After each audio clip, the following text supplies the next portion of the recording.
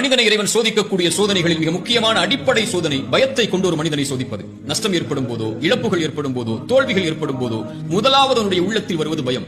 அந்த பயத்தை எதிர்கொள்ள முடியாமல் தான் அவன் பாவங்களை நோக்கி சென்று ஏதாவது ஒரு வழியில் தப்பிக்க வேண்டும் என்று முயன்று அவன் தன்னை நஷ்டத்தில் ஆட்படுத்திக் கொள்கிறான். மீண்டும் இறைத்தூதர் ஸல்லல்லாஹு அலைஹி வஸல்லம் சொன்னார்கள், ஷைத்தான் 3 வழிகளில் இறை நம்பிக்கை கொண்டவனை பயமுறுத்துவான். இறை மார்க்கத்தை ஏற்றுக்கொள்ளும் போது வந்து சொல்லுவான், தந்தையின் மார்க்கத்தை விட்டு முன்னோர்களின் வழியை விட்டு செல்கிறாய் என்று பயமுறுத்துவான்.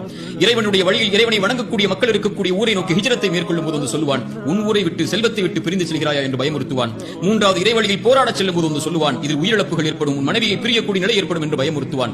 இந்த 3 பயத்தையும் உடைத்தெறிந்து யார் இறைவழியில் போராடி மரணிக்கிறாரோ அவருக்கு சொர்க்கத்தை இறைவன் கட்டாயமாக்குகிறான் என்று இறைத்தூதர் ஸல்லல்லாஹு அலைஹி வஸல்லம் சொன்னார்கள். சோதனைகளின் போது, கஷ்டங்களின் போது, இருள்களின் போது ஏற்படக்கூடிய பயம்தான் ஒரு மனிதனை நிலை தடுமாறச் செய்கிறது. மூசாவின் தாய் பயந்தார்கள், ஃபிரௌன் உடைய கரத்தில் இந்த ஆண் குழந்தை கிடைத்தால் அறுத்து விடுவான் என்று இறைவன் கூறினான். மூசாவின் தாயை பார்த்து, லா தஹாஃபி, பயம் கொள்ளாதே மூசாவின் தாயே, ஆற்றில் விடு, நான் சொல்கிறேன் விடு, இந்த குழந்தையை உன்னிடத்திலே மீட்டுக் கொண்டு வருவேன் என்று.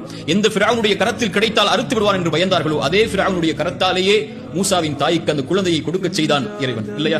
ரசூலுல்லாஹி ஸல்லல்லாஹு அலைஹி வஸல்லம் பற்றி இறைமறை சொல்கிறது, எதிரிகள் எல்லாம் உங்களுக்கு எதிராக ஒன்று திரண்டு இருக்கிறார்கள், அவர்களை பயந்து கொள்ளுங்கள் என்று சொன்னால் அவர்கள் சொல்லக்கூடிய ஒரே வார்த்தை காலு ஹஸ்புனல்லாஹ், இறைவன் ஒருவன் எங்களுக்கு போதுமானவன் என்று.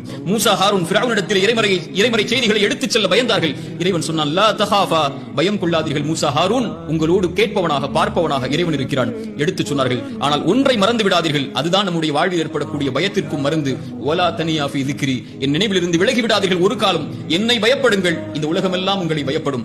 என்னை பயப்படாமல் உலக காரியங்களையும் வஸ்துக்களையும் எதிர்காலத்தையும் நஷ்டங்களையும் இழப்புகளையும் பயந்து கொண்டிருந்தால், என்னை மறந்து விட்டால் உங்களுடைய வாழ்வு முழுக்க இருளாலேயே சூடப்படும். இறைவனை பயப்படுபவர்களுக்கு எல்லா வழிகளும்